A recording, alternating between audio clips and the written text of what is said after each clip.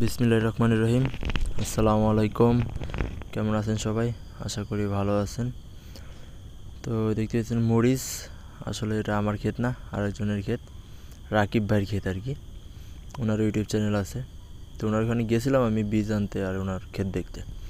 তো আজকে অরিজিনালি আমি যে কাজটা করতেছি সেটা হলো বেগুন ক্ষেতে বীজটা দিব আর কি, কারণ অনেকগুলা পোকা লাগছে। ডোগা কাটা যে পোকাটা আছে ওই পোকাটা লাগছে, এরপরে আরেকটা শটকা যেটা আছে শটকা লাগছে।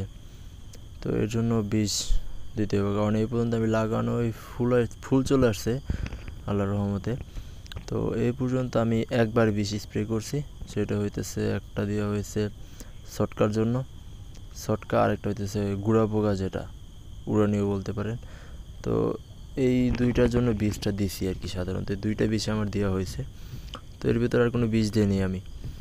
তো আজকে বীজটা দিব, কারণ দেওয়াটা খুবই দরকার। কারণ দেখলাম দু একটা গাছে ডুগা কাটছে আর শটকাও আসছে। তো আরেকটা সমস্যায় বীজ দিয়েছে দেখলাম, মানে খেতে দেখে আসছি আর কি। তো একটা গাছে 3-4টা গাছে দেখলাম যে পাতা হলুদ হয়ে যাইতেছে। তো এর ওষুধটা দেখি 2-1 দিন পরে আবার দিয়ে দিব, কারণ নাহলে 1-2টা থেকে পরে ক্ষেত ছড়ানোর চান্স আছে। তো আল্লাহর রহমতে গাছ ভালো হয়েছে, অনেক সুন্দর হয়েছে আলহামদুলিল্লাহ। তো বীজটা আমি ভালো মতো একদম 1 ড্রাম দিলেও চলে, 1 ড্রাম 18 লিটার ড্রাম পানি, মানে 18 লিটার পানি হয় ড্রামে। তো 1 ড্রাম দিয়ে দিলে পুরোটা কভার করা যাবে, কিন্তু আমি এবার করতেছি না, কারণ যে পরিমাণ পোকা হয়েছে এতে আমার বীজটা ভালো করে স্প্রেতে পুরো গাছ একদম ভিজাই ফেলবো আর কি।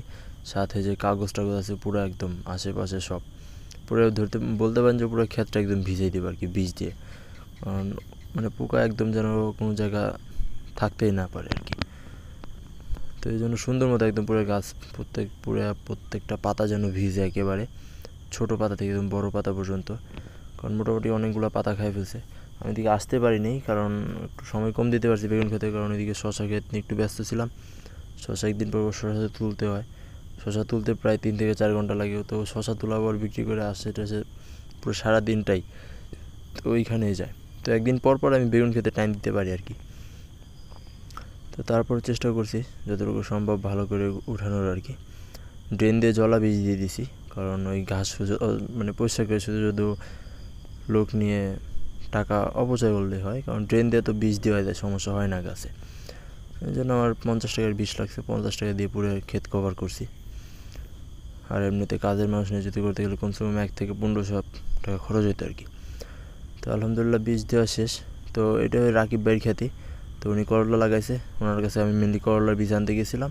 তো করলার বীজ আনছি, শশার ক্ষেতে আমি আগামীতে করলা লাগাবো আর কি। তো ভালো থাকবেন সবাই, আবার নতুন ভিডিওতে দেখা হবে। আল্লাহ হাফেজ।